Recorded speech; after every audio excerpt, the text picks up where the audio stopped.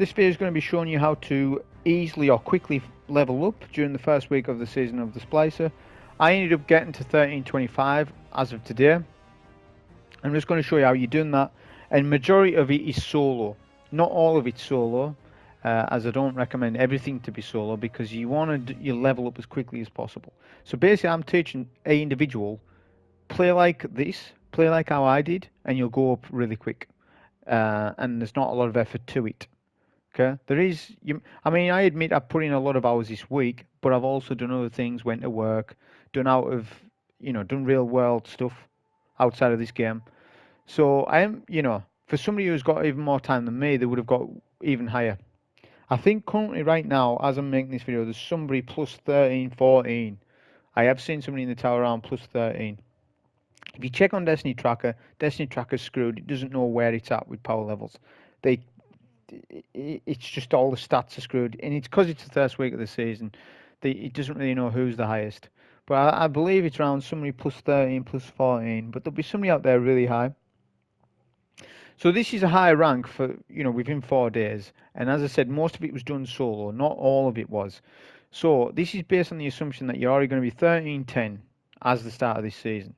So what's the first thing you want to do if you're 13-10 power? Well, you want to do your Pinnacle grind first. You're already at Pinnacle. You're already at hard cap. So blues and legendaries aren't going to help you. Powerful drops aren't going to help you straight away. The first thing you want to do is do all your +2 Pinnacles. So the +2 Pinnacles are Prophecy, Echo Kell, which is an armor piece. It won't give you a weapon for the Echo Kell drop. It's an armor piece. So it's good to know information like that. Then you got Europa, which is the Master Empire Hunt and the weekly mission for Europa. Then you've got Harbinger, which is a +2 drop, and then the 100k Nightfall. So tips about these Pinnacles are, if you're doing 100k Nightfall, do it on hero, you'll still get the 100k score, providing that you and your team kill everything, and it's got matchmaking in it. And I've run this a couple of times this week, and I've got the 100k on this mode 3-4 times, pretty easy. And if you're better than other players, you can carry them to do it if you know all the spawns. Okay, which if you're watching YouTube stuff, PvE, you probably will know more than the average player would, because you'll be watching solo players, you'll be watching the high top end teams, so you can help them do it. So it's easily done, the hero, to get the 100k score. As I said, well, with the 100k, any Pinnacle will drop weapon or armor, so it's all RNG.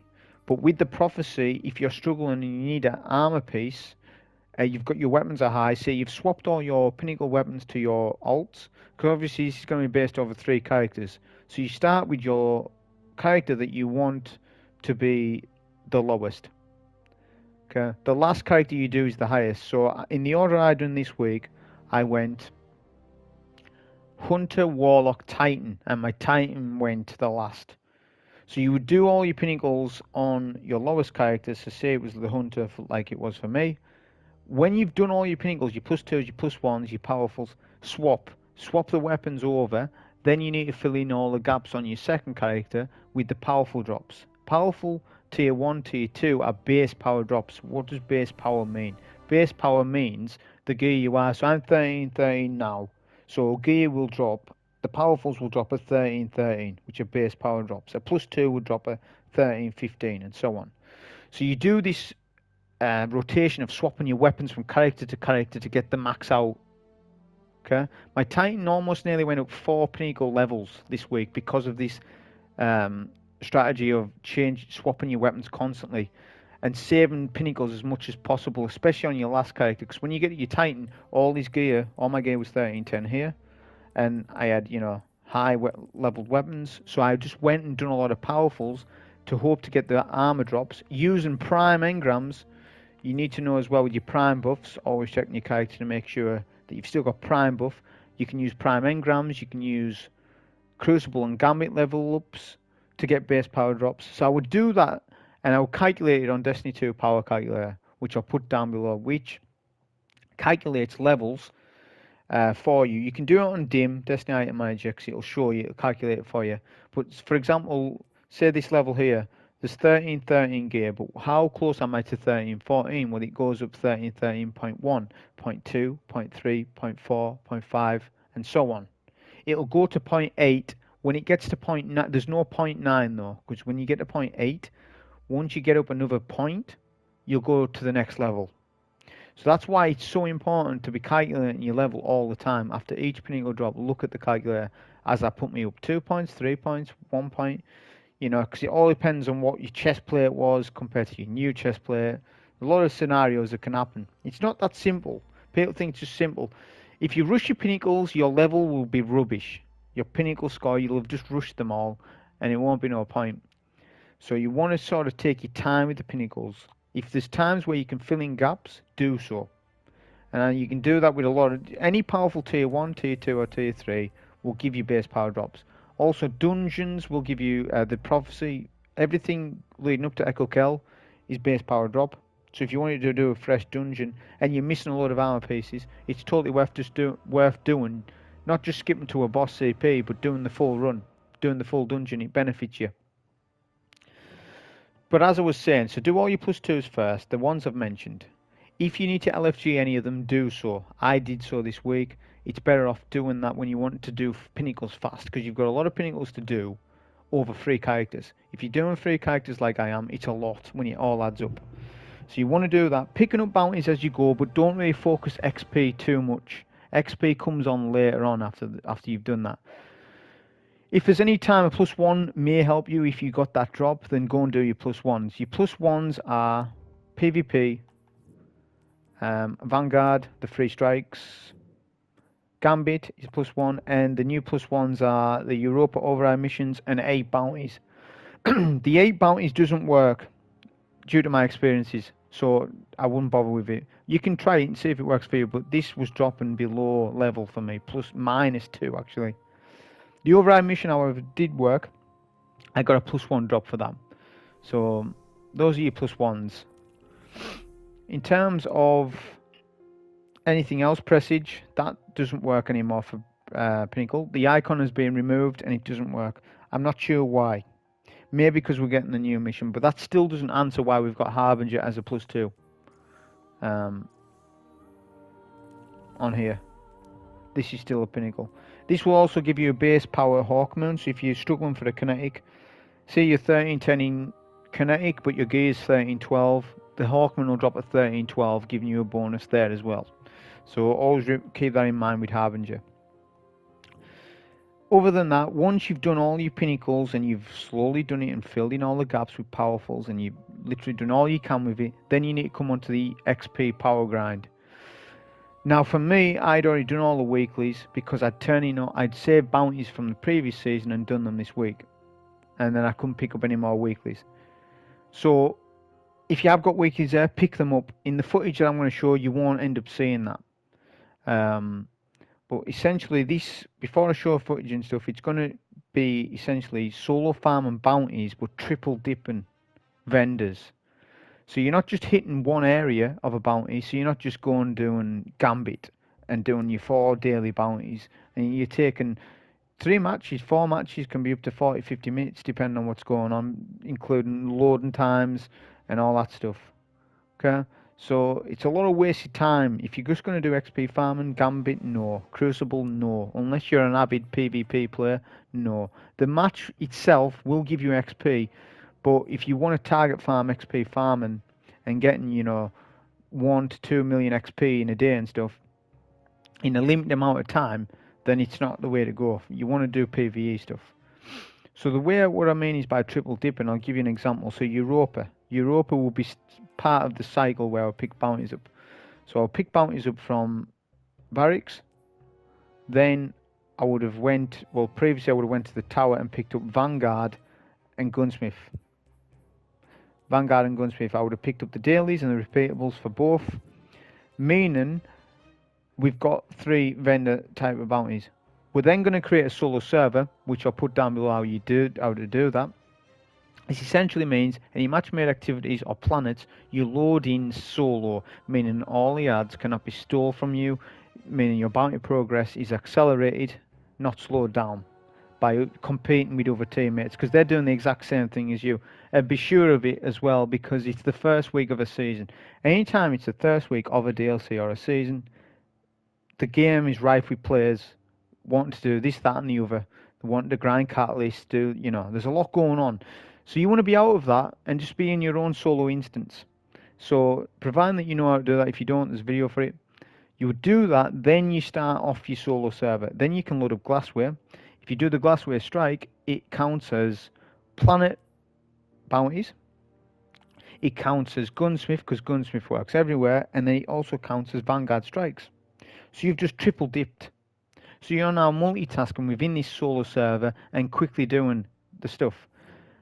You would also go to other vendors and things. I'll show you the footage of that so you can see what I mean.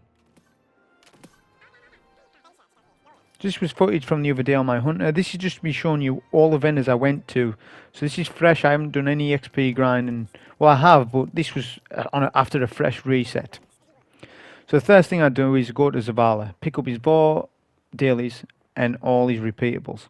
Then you want to go to the gunsmith. Those are the only two vendors in the tower you want to pick up. You don't want to pick up PvP or Gambit unless you're specifically going into Gambit for your Pinnacle. When you're doing your Pinnacles, yes, do that. When you're going to do a +1, try and get the 4 bounties done in the 3 matches, definitely. But this is talking about after your Pinnacle grind. This is what you're doing for the rest of the week, because there's nothing else for you.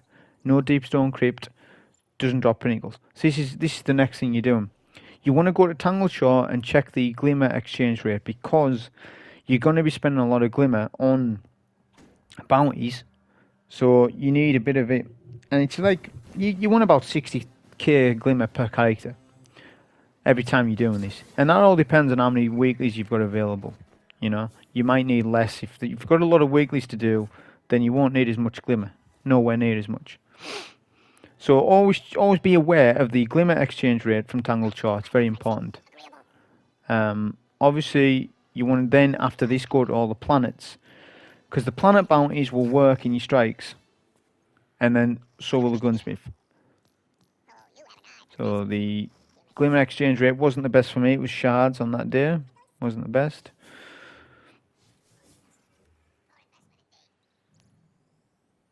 You can also go to the helm and pick up bounties from there. The dailies are worth doing, because not all of them are override based, but because we have a solo server for override, you can farm bounties within override solo without being interrupted. There is a timer in override, but all that happens is that the core will go red and there'll be ads that you have to kill, and then the timer will reinstate itself. You'll never get kicked from the activity, is what I'm saying. So you can infinitely farm in override for bounties. So override is a decent place for bounties. The only problem is with override bounties is you're not triple dipping. You're just single dipping, really. You're not going against 3 areas. You're just going for override. But they are worth doing. If you've got nothing else, definitely pick them up. So override's an option. After that, we then, I believe, go Europa. Europa is a really good one to get repeatables on. I didn't do repeatables on the Europa this time, on this one, because I picked up the override and I was experimenting with that. But on other characters, I did just solely do all the planets. I didn't even do override. So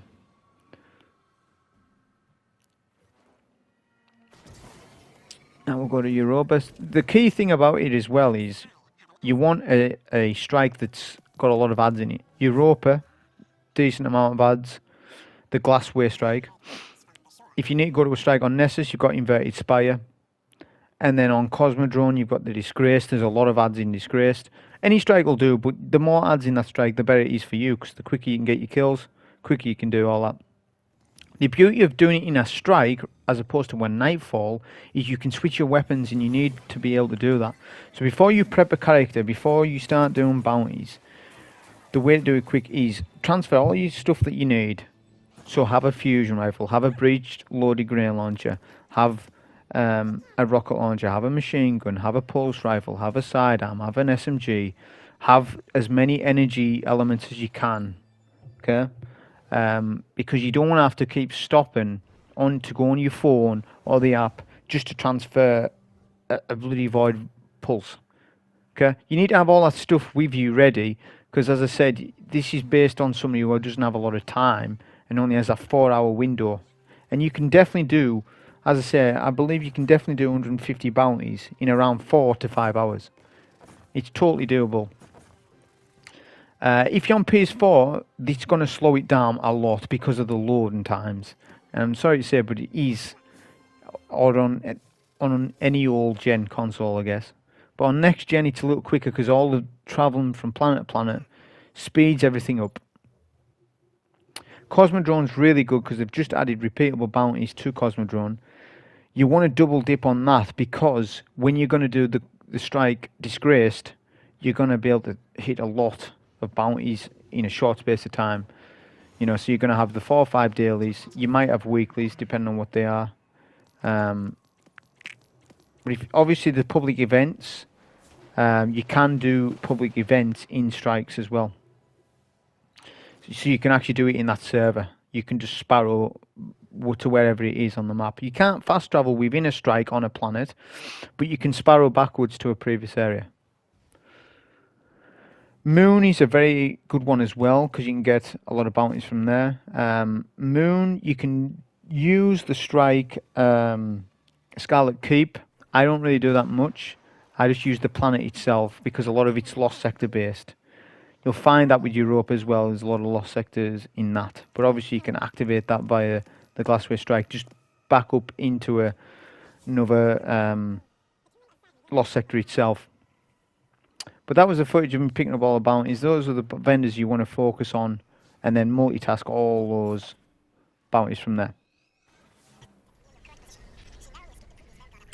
This is going to be the last set of footage of me showing you the Disgrace, that amount of bounties you can quick fire off. I believe I ended up doing around 10 or 15 just in this short part of this strike, because obviously you can just keep swapping your stuff.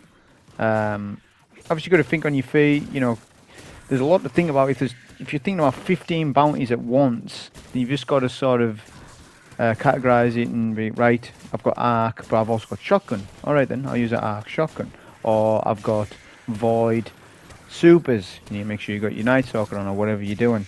I've got melee kills, I'm on my arc staff.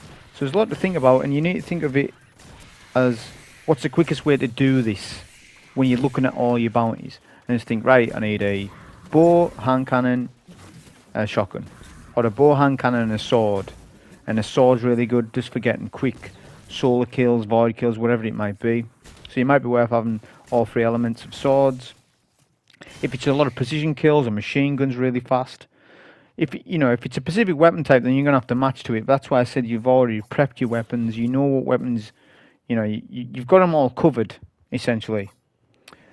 But other than that, that's basically the quickest way. And if I had started this earlier on in the week, after I'd done my pinnacles, if I'd done this quicker, I would have been a lot higher than what I was. So it's a very good farm solo wise. It's better than the team. The only thing is you're not going to get fire team buff while you're killing ads, but at the same time, if you're with a teammate, just one, then they're going to get in your way. You'll get in the way of each other. So the best way is solo farm, then join a team of people to then hand in all your bounties. Okay, you need to be on a planet. You can't be in the tower or something. So to get the buff, and if you're unsure if you haven't got the buff, then just look at your character. Your character will say that you've got the buff. But that was the video on the XP farm solo. Hope you enjoy. Thank you.